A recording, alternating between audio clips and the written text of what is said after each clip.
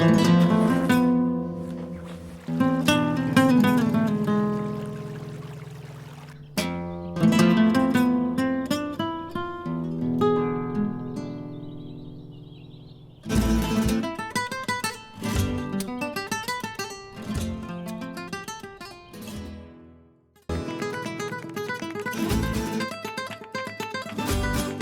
first tip is to start as early as you can.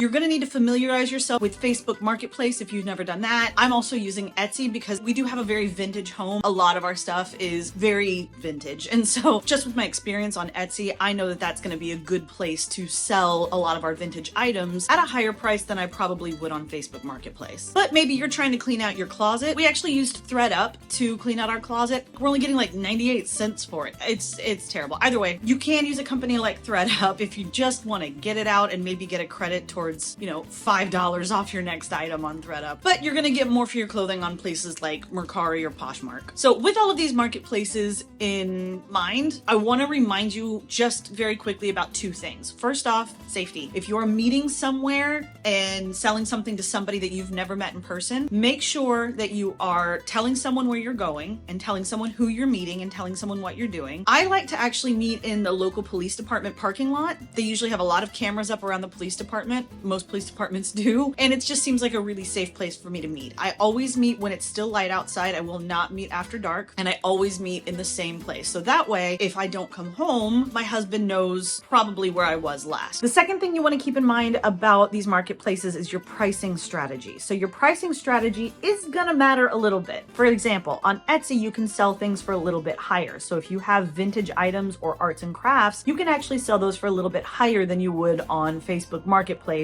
where they're going to be significantly discounted or flat out free. I only accept Venmo, I only accept cash or Zelle. Those are the three ways that you can pay me. Absolutely no check. I do not take credit card unless you're going through Venmo or Zelle, and I don't take PayPal. And the reason is because those methods are really easy to cancel or really get gypped on. Just be cognizant about the different marketplaces, the rules, and the pricing strategies that you need to have when you're on these marketplaces. Tip number 2. This one's a little bit easier said than done, but you need to really start getting your head in the right headspace.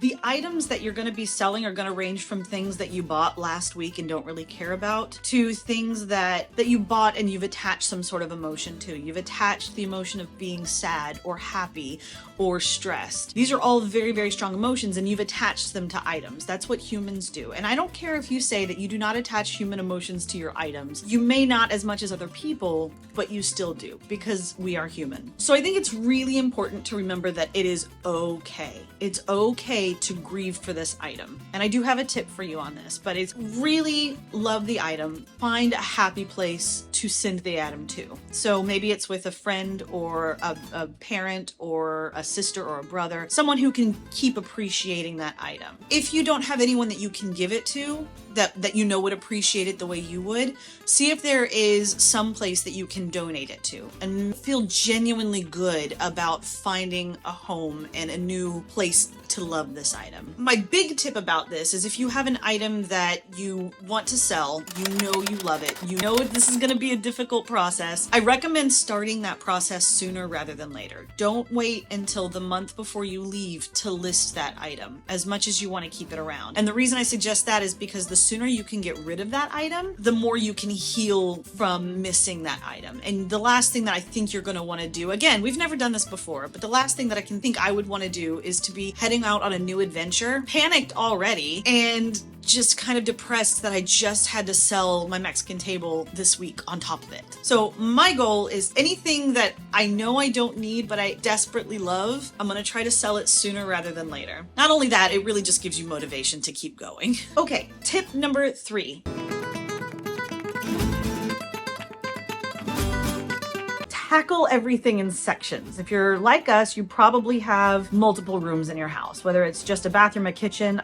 Trust me, I lived the studio life. I miss the studio life. Loved it. But even if you've only got a smaller area, tackle everything in sections. So for instance, the bedroom right now is my current section. So right now, my goal is to just list everything vintage on Etsy. I'm tackling one market at a time, and I'm tackling one room at a time. So I'm literally starting from one corner of the room, and I'm working my way around the room and putting everything vintage into Etsy from this room. After I'm done with that, I'm going to do the same thing, vintage items only. I'm going to do the same thing in the office, the bathroom. Yes, we have vintage stuff in our bathroom, the kitchen, and the living room. And then after that, what I'm going to do is start listing all of the small things on Facebook Marketplace and probably cross-posting a little bit. So again, this is going to be a really slow process for us, and we're hoping towards the end, we're going to be able to have kind of one last big yard sale kind of a situation before we take everything to Goodwill the last week before we leave. On that note, my fourth tip is to have a dedicated area, ideally with a door that closes, where you can just put things that you're going to be taking to Goodwill. If you're like me, you're going to realize that there are a lot of things that you just don't have the time or the energy or the patience to sell. So that $5 glue gun or whatever, I don't want to list a glue gun. You might though. If you can go through your entire house and sell everything, you're gonna make bank. Good luck, that's amazing. Go for it. I just don't have the time. What I do is I have a dedicated area where I hold it up and I'm like, this is a Goodwill item. I just do not care about this item. Then I shove that in the office. That's where it sits. I close the door. Every single Friday, and it's on my calendar, I run to Goodwill and I take a load. So the pile doesn't get really huge. It gets big enough so that it needs to be taken just about every Friday. So slowly you're going to start seeing things leave the house, which is great. Whether you're making money on them, donating them to a good cause, donating them to Goodwill, things are going to start leaving the house. And the goal for us is to get to a place where it's really easy to just look around and say, does this need to be listed? Does this need to be donated? Does this need to be packaged up and taken with us to my parents? Tip number 5 is to set aside any items that you want to digitize. You can buy these, and I'll post a link below. It will be an affiliate link, but feel free to just Google it in Amazon as well, or I'll put it on an affiliated link down below. Essentially, it's a bar. It's about this big. It fits an 8x10. So if you have huge things, it won't work for that, but you just run them through and it automatically will put the digital version of whatever paper product you put into it on your computer, which is fantastic. So this works great for photos. This works great for any important documents that you want to keep digital and physical or just digital. This works for your 5th grade diary. This works for anything that's on paper that you do not want to leave behind, but you also don't really want to take with you. And also your parents say that you can't leave anything else at their house. And then I store those photos on, I personally use Google Drive, but you can use Dropbox, Google Drive. You have a whole bunch of different options. Tip number 6. Set a daily goal for yourself. You've already set a day on the calendar to take all of your Goodwill items to Goodwill. So set a daily goal of yourself for listing 5 items. It sounds like a lot. It's really not that difficult. If you're using Facebook Marketplace, you can do that either on a laptop. I use my phone, even though I have a laptop. It's just easier that way. And make sure you have the Facebook Messenger app so that you can put that on your main screen so that you can see when someone messages you for an item. But yeah, whether it's on Facebook, Mercari, whatever, set a goal to photograph and list 5 items every single day. One thing that you're probably going to need and you might not own is a tape measure. So I recommend like a sewing kit tape measure. So keep it anywhere where you know you're going to remember where it is, because you're going to use it often. A lot of people want to know the dimensions of things before they buy it. And so you're going to end up measuring a lot of little stuff. Tip number 7. Start canceling everything. Just cancel everything. Okay, maybe not that birthday dinner for your father-in-law because you might get in trouble for that one. But what I mean by cancel everything is start canceling all of the bills that you know you're not going to be needing over there. You know you're moving in 10 months. You're definitely not going to be needing a lot of the subscriptions that you currently have here. So why do you even bother to have them here? Of course, keep small things. Keep your Netflix, keep your Hulu and all that stuff. But we've already canceled Disney. We've canceled HBO. We've canceled Showtime. Anything that we had that we watched, but we're not necessarily going to be watching when we get over there because we're going to be too busy traveling, and we'll still have Netflix and Hulu when we get over there for those nights that we want to chill, but we're not going to need all of these big packages. We're also not going to need all of the fun monthly boxes. We're not going to need the perfume subscription. We're not going to need the clothing subscription because we're trying to get rid of our clothing. Cancel all of the things that you're just not going to need when you move. You might as well start getting used to not having those items and those those luxuries now and save some money. Why not?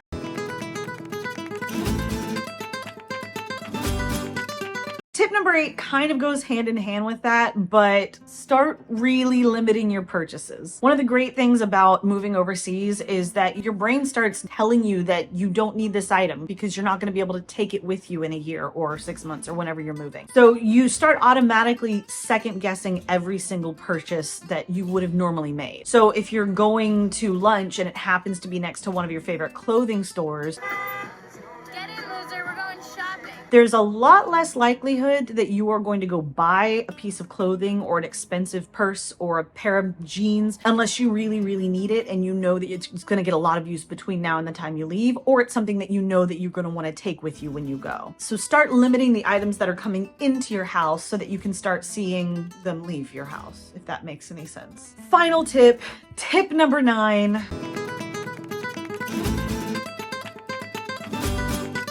The car. Okay, one of the main questions that people ask about moving overseas is, should I take my car? Can I take my car? How much does it cost to take my car? Fun story. Last year, I drove a little silver 2004 Toyota Echo, which everyone lovingly referred to as a Flintstone mobile.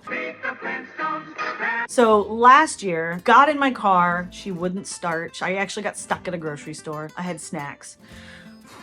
You know what? She lasted me a long time. Rest in pieces. She was done. And so we got her back to our house, and then we ended up donating her to Cars for Kids, and then we ended up buying a brand new Subaru Crosstrek. When I get cars, I drive them until they don't function anymore. So my whole goal for the 2023 Subaru Crosstrek was to make it into like 2043 with this bad boy. So one of the questions, of course, we were looking at is, can we take our car with us? And initially we were like, yeah, for like $3,000, they'll ship our car over there. And heck, we might be able to put some stuff in the trunk. That'll be great. But the more we looked into it, we realized that cars in America are very different from cars in Spain. They have different regulations. They have different lights. They have different chassis. They have different regulations. Cars, SUVs specifically in America, even though Crosstrek is a fairly small SUV, it's actually bigger than the average SUV in Spain because the roads are narrow. We would actually have to basically reconstruct certain parts of our car to make it legal to drive in Spain. Don't get me wrong, people absolutely have pickup trucks over there. They have their big cars.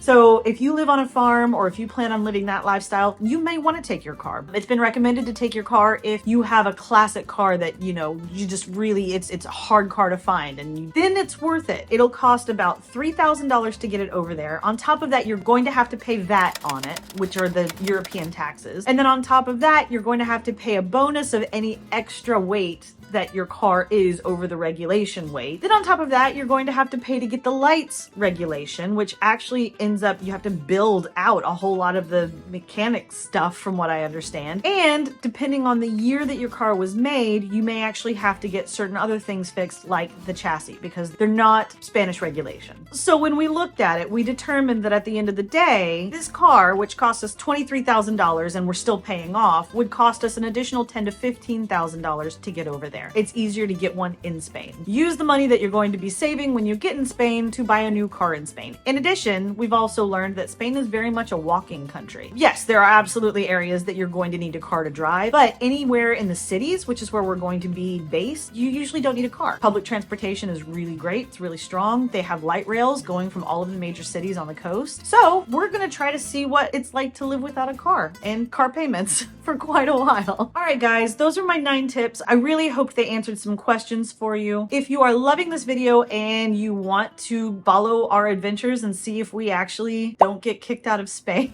make sure to subscribe. I'm going to try to post a video every Sunday. We have a working mic now, so that shouldn't be as difficult as it has been. And our next video is going to be all about the process of getting my business ready to move to Spain. We're moving on the digital nomad visa, which involves my business a lot. So the next video is going to be all about how we are prepping the business and how the business is prepping us to move to Spain.